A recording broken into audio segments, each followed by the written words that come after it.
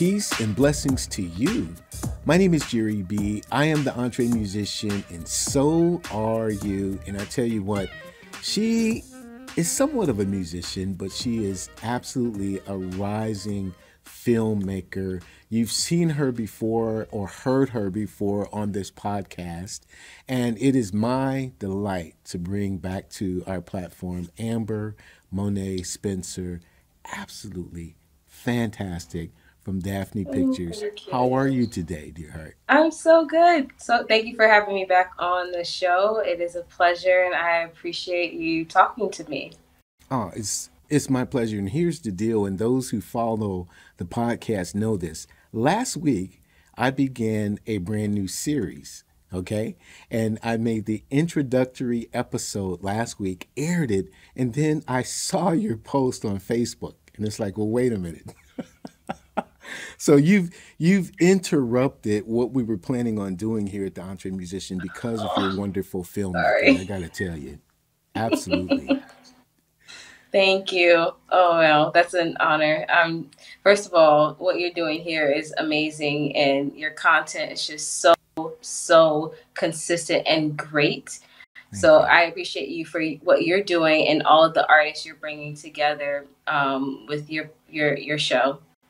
Well, we're having a ball here, that's for sure. Now, the last time that we had you on, though, Amber, I think it was back in April, and you had, made history by doing this landmark documentary that was featured on Amazon Prime, and it was the legendary Marion Williams. And we had Robin, her son, on, and his wife, Karen Moore.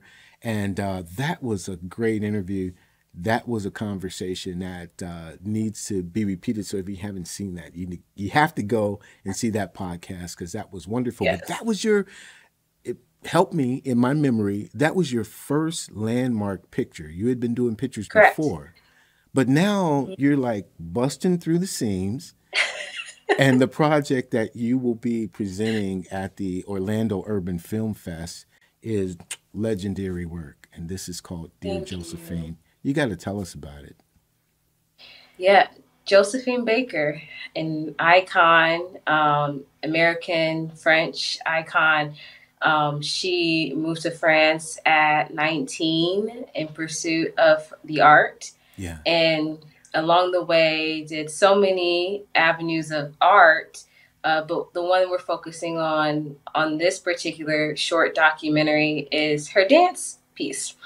A lot of people know the iconic banana dance that Josephine Baker did. It's a huge cultural reference, but a lot of people don't know that she got classically trained from some very prominent choreographers that trained her, gave her that foundation, but also allowed her to take the art into her own form and ultimately change the way we look at the dancer's body, the dancer as a whole. And I thought that was really interesting. So I said, let's talk about this one piece of her. There's so much. She was an aviator. She was a spy, a war. But to focus on all that in one piece, you would need probably like 5 hours. So in 10 minutes, we did a really quick lens at her impact on Black dancers and artists that were modern, really focused after that time frame, started hiring a lot of Black dancers and bringing them onto their companies. And we want to, give her kudos for the contributions she made to that. Absolutely. Now, if I remember correctly, you have a background in dance. Is that correct? So you have good memory. Yes, I traveled as a dancer, grew up from age 3 dancing. So this was something that obviously I was biased about. Right. And Josephine also, she was not classically trained from a young age, but she was dancing from almost infant age, because she was always excited to be in like the theaters around her hometown, and She did a lot of traveling shows, and then when she got to France, she just blew up, and people just love seeing her perform. But dance was always something for her that was an escape, Yeah. it seems like, or a way to be free. And if you watch like some of her dances and some of her performances and movies she did, there's always a dance number and a huge dance number. And I could just relate to that, that feeling of freeness, that feeling of looseness, where you can just be in the space, not really care about the audience, and just let go. And that's exactly what she did. And that's why she was so huge and impacting, I think.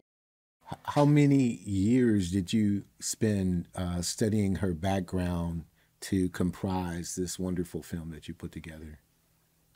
Yeah, so since we did a short and we wanted to focus on one avenue of her life, I spent about 6 to 7 months just doing extensive research, watching any film she's done, reading as much material and collateral that I could, just to, get to know her more.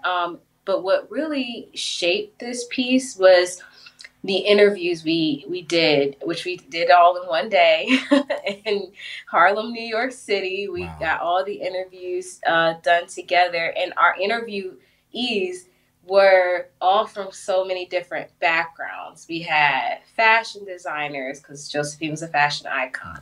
We had poets and writers. We had dancers, and we had, so many different avenues represented. And from that conversation came the film. The film wasn't originally about her as a dancer. Okay. We let it become that. It naturally became that focus. Wow. So it was awesome to see that transition. Does anyone know or have any contact with any of the children that she adopted? I believe she adopted like 12 children. Are they in the business or dancers or in film themselves? Do you know anything about them? Yeah, that's a great question. I know her son is one of the biggest champions for her legacy and making sure that his mom gets the due recognition that she deserves. Yeah. I'm not entirely sure if they are in the arts.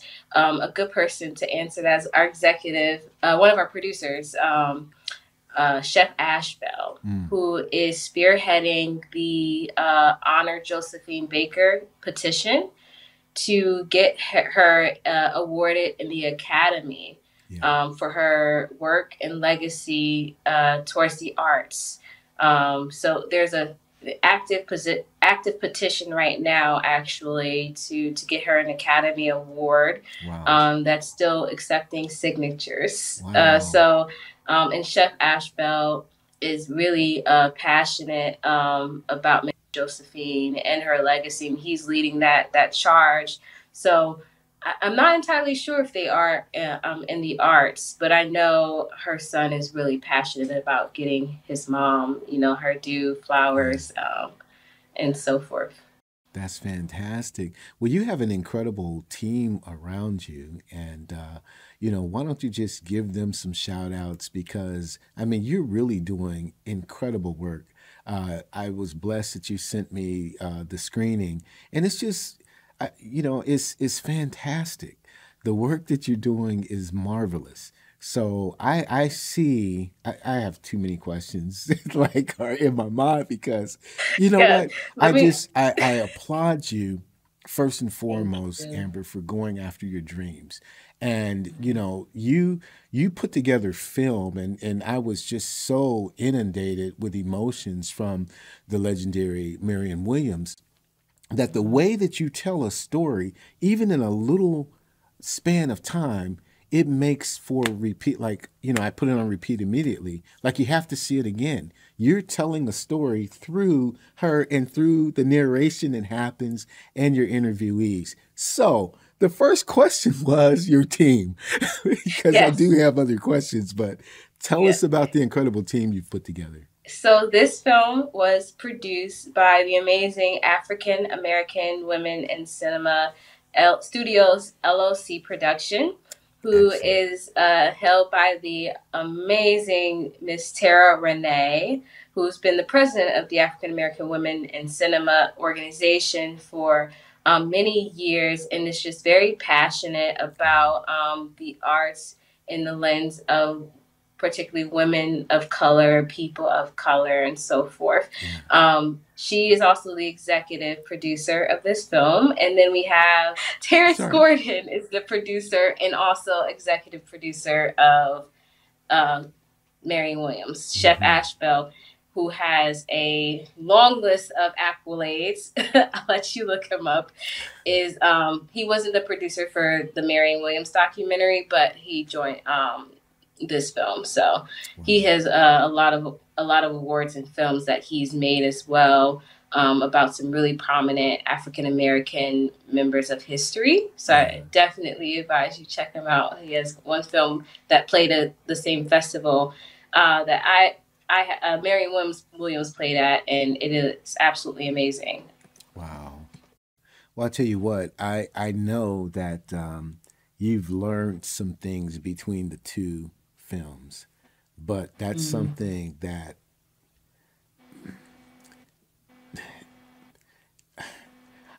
I want to phrase this question right. What have you learned? Because there's something here. It's a much shorter film, obviously. It's a short film, but there's just as much depth as watching the Marion Williams film, which was a full feature length film. But in 10 minutes, you were able to knock us out, take the breath out of our lungs, and you've learned something. What is it that you've learned between these two projects? Well, I hope my work has gotten better technically, because that was my first baby, first film, and this is made, a couple years afterwards. But I think the biggest piece I've taken from it is that you have to let the story find itself. If you go into, particularly with the documentary, with other genres, it's not necessarily the same. You have a script, you have to follow the script. You can manipulate a little bit, but not very much. But with documentaries, in my opinion, you have to let it become the beast of its own. You have to let the narrative shape naturally into what it's going to shape, because it's not going to be what you originally thought, and that's fine. That may not be the story to tell. That may not be what people need to hear. That may not be the message. And so you have to really be open to let things naturally shape into itself. Otherwise, you're going to be stuck in a box where I want to talk about this part of their lives. Well, that's not what the story says. That's not what the interviews are saying. That's not what the piece is saying. And you also want to make sure you're focusing on what people can relate to, and what would channel a wide variety of audiences, because who you may think is your target audience may not be your only audience. Understood. Well, that's fantastic. Technically, it just grabs you from the very first moment that you watch it. And look, I'm not trying to flatter you out there to go and see this. In fact, I don't know when it's going to be released. We'll talk about that. I know you're headed to Orlando in just a few days for Labor Day. But what other steps do you have for this film? Because it should be presented before the widest audience possible. Yeah, we as a team really want to look into a possible series, because Josephine Baker has so many things that, so many layers. Like, you have her as the civil rights activist, you have her as a humanitarian, her as an actress, dancer, singer, all of the above. So this is just only one lens of her story. And so long term, it would be great if we could have a series produced that shows her different success stories. I think for this piece, we're probably going to make it available. I'm assuming after our festival circuit. It's a short, so shorts are a little bit different in the process of like distribution and things like that. Mm-hmm. With the Marianne Williams film, that's a full-length film, you know, so it's a different journey in terms of getting it published in front of an audience. So this one may take a little bit of a different route. We'll see. But the great thing is, it is getting some traction, and, you know, like with the Orlando Festival you mentioned, we're up for Best Short Documentary alongside one other short film, which is really exciting to even be nominated amongst all these films for an award. And yeah, I just want her story to be told at the end of the day. I think it's inspiring when you see other people that look like you accomplishing their dreams and coming from nothing. Because Josephine moved at 19 from St. Louis during a lot of race riots on her own, on faith, and nothing. And said, I'm going to do this. Went to Paris and made a whole entire life for herself.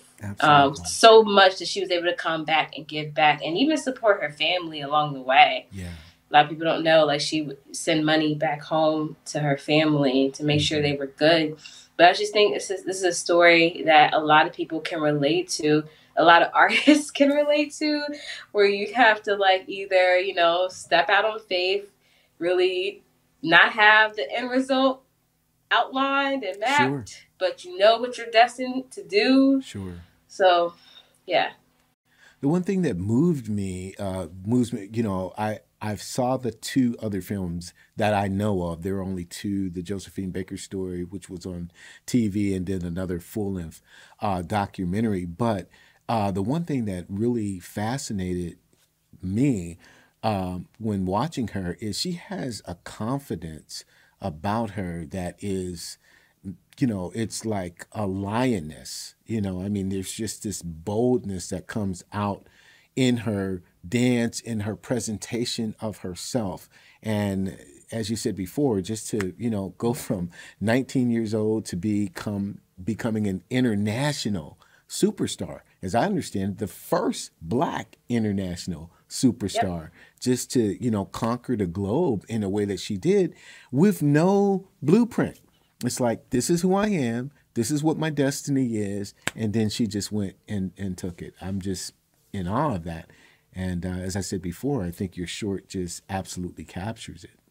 And I think it meant so much more because she left everything.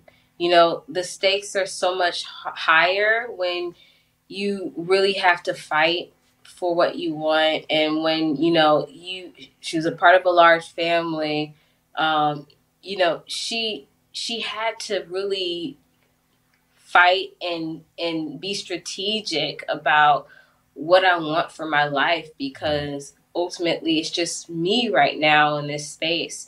And eventually, you know, she got the support of so many others along the way. But she grew up in poverty and saw racial discrimination at a very young age, you know. And when she moved in the 1920s, she was in a whole new environment and a chance to start over, a chance to reinvent maybe herself. And I just think that I don't know if I could have done what she did. I beg to differ. I think that you have it in you, and not that you need to repeat. Again, please go back and watch the podcast when we were together with Robin Williams and Karen Moore, you know, and you shared a little bit of your story. And I'm going to ask you about Daphne Pictures and the namesake behind that. But I believe that you have that same confidence that I see when Josephine was strutting down the stage. I mean, there's something about your character and your spirit that you have taken. Well, you know, I've done this has been my background, dance, I've done this, but now this vision that I have to really propel my heart into the film, even though I'm telling the stories of others. There's a confidence there that I see. And like I said before, I'm telling you this, dear sister, I had a whole nother series prepared, but we have to stop it and we have to embrace what you're doing, because I You. champion from the bottom of my heart, Amber Monet Spencer, what you're about, and you are going to go extremely far. I already see it, and God bless you in advance, dear sister. Amen. I receive it. Thank you. Absolutely. Absolutely. So, what's next for Daphne Pictures? Wow.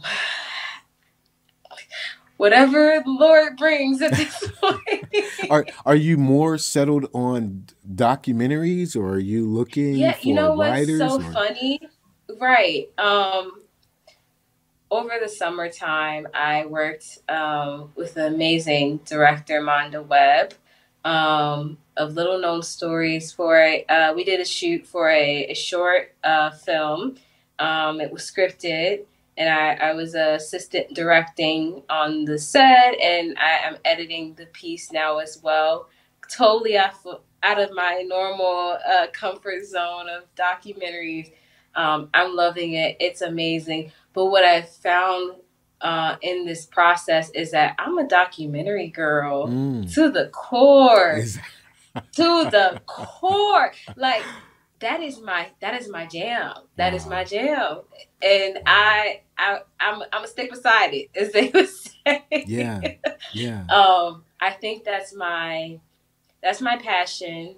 I love talking to people, so I would say that's maybe my gift. And yeah, I want to tell our stories by us, yeah, for us, yes, and yes, if it impacts other people, that's fine. But a absolutely, lot of times I see our stories not being told by us, as I yeah, probably said in our April session. So yeah. documentaries are for me. Yeah. Yeah, yeah. Well, that's good. I mean, you do them so incredibly well. I got to tell you Thank that's you. fantastic. And here's something that I just want to I would just want to put in your craw, and you can do with Okay. it what you will from a I'm documentary. listening.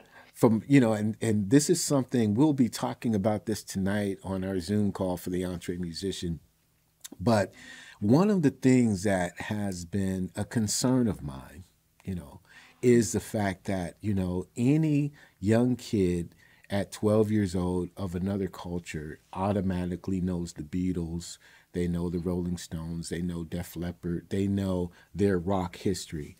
Okay, but it seems like a little young 12-year-old or 9-year-old that looks like me, who may not have had exposures, does not know BB King, does not know Howling Wolf, does not know who Maurice White is or Ramsey Lewis. And it seems like our culture is losing the history, especially from the musicians. So here you are pulling up, Mm. Josephine Baker, but, I'm talking about, all kinds of great black music that is dying with the creators Mm. of it. And so from a documentary standpoint, I would love to see a series. And we do know that there was Unsung. I think Unsung was a BET Mhm. production and whatnot, and that's fine, but some of these stories can't be told in 28 minutes and 30 seconds. You know what I mean? Yep. So Hmm. maybe in your 5 year I plan. like. You know what's crazy though? The percentage of sampled music Hmm. reflects a lot of the artists we don't know Right. as well. So it's like, if you play this song, you like, oh, this song is this person's song. Actually, Right. it's not. They sampled Right. it and then revamped it. So a lot of Right. things we listen to are, but we're gonna have to talk about this. Yeah. Yeah, Yeah. we're gonna have to put our brains together, and I love that. I love that a lot. Hmm. Absolutely. I mean, I don't know. I just think, Hmm. there's been so much. Any kid, and I do this often. Boom, right off the bat, Rolling Stones. I know who the Rolling Stones is. Hmm. You're 9. How do you know who the Rolling Stones? They know James Taylor. They know Bob Dylan. Okay, so where's our Bob Dylan? And that's not, I'm not speaking that from a victimhood. I'm saying that we need to do more to tell our stories better so that they can transcend generations. Hmm. I think the Yeah, responsibility lies with us, you know. right. But I agree. back to the bases at hand, you have outdone yourself with Dear Josephine, which is going to go far. And I am appreciative of you taking the time out of your schedule to come on and telling us about it. I'm going to put this episode everywhere that I can put it, in places that doesn't even exist anymore. I really was blown away by the screening, and I just Oh, had a wow. few Thank minutes to you. see it. But I had to do the very same thing that I did when I was sitting in front of Amazon and I'm watching Miriam Williams. When the credits start running, I put it back to the beginning and I watched it again. These are the Oh, types of stories that you're telling, Amber. And God yeah. bless you. I And it's mean just that. like we need to be comfortable hearing these stories. Yeah, Like, we did not get to where we are today on our own that's by right. ourselves. There's someone who's done it before. That's right. I'm not the first and I won't be the last, but the passing of the baton. Yeah, Like, how are you going to pass if you don't know how you got there? that's right. That's right. Now, before we go, you have to reignite the Daphne story. So, how Yeah, did you of come course. upon that wonderful story of Daphne Daphne Pictures? Pictures, my baby. So as a young girl growing up in Gardena, California, I am a East Coast transplant from the West Coast. Gotcha. California transplant living in the East Coast. I'm sorry. My grandmother, RIP, lived on Daphne Avenue in Gardena, California. We spent a lot of time there.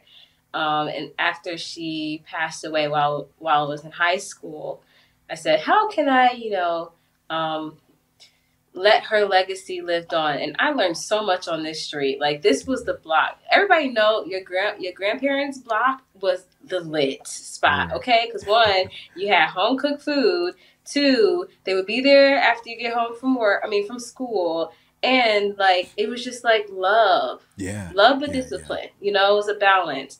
And that was a very special place in my life and an escape for me at a lot of points. So I wanted to call it Daphne because I wanted to start where my story was told and use that platform to tell other stories. That street, that home, that block, wherever you live, that's your story. Own it.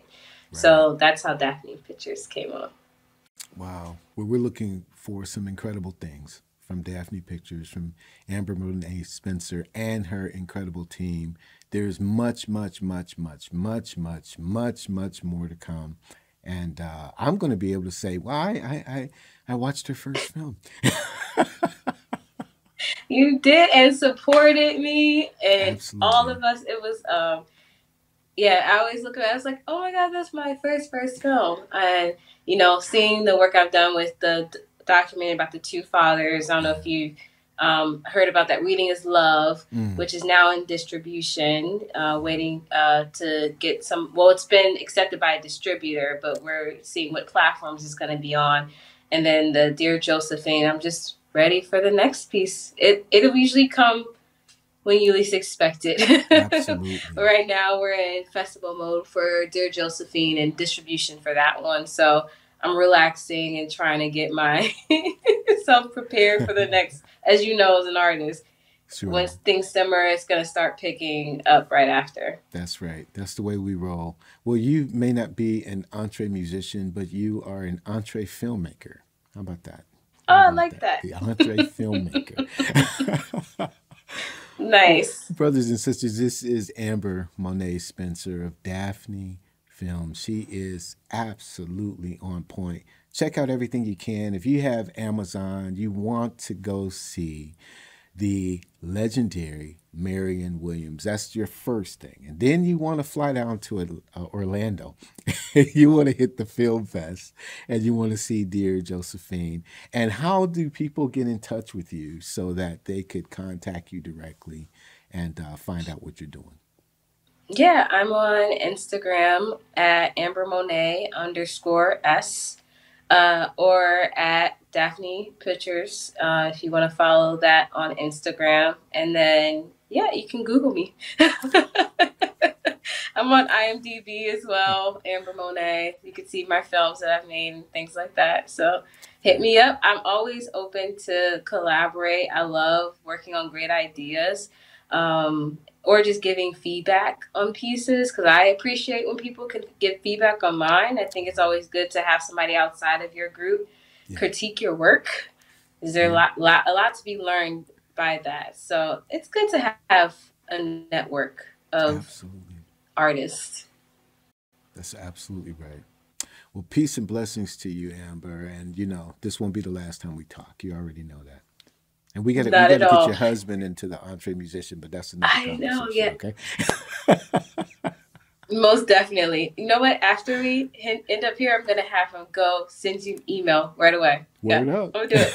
Yeah. I'm gonna make him. No, he's great. Fantastic.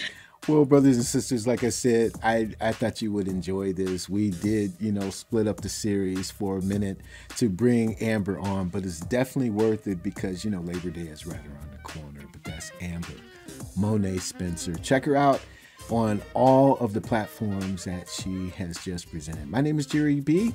I am the entre musician. It was Amber Monet Spencer. She's an entre filmmaker. Here's the thing. You're an entre creative. Go out and make it happen. Your destiny is before you. We look forward to seeing you next time. Peace and blessings to you.